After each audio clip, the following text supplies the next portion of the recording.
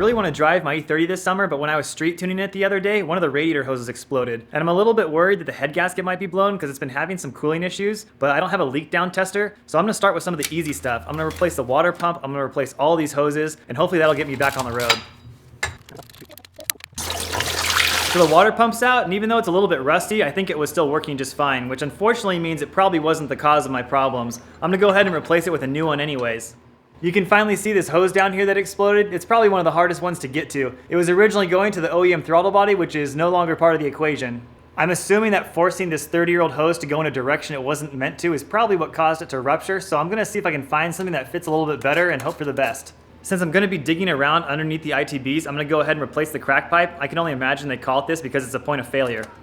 Now it's time for a little upgrade. I picked up these silicone hoses from CA Tuned and also a new radiator. This is going to help the car stay cool and also make the engine bay look a lot nicer. Now that it's all put back together, I can get back to tuning. Let's see if this thing fires up.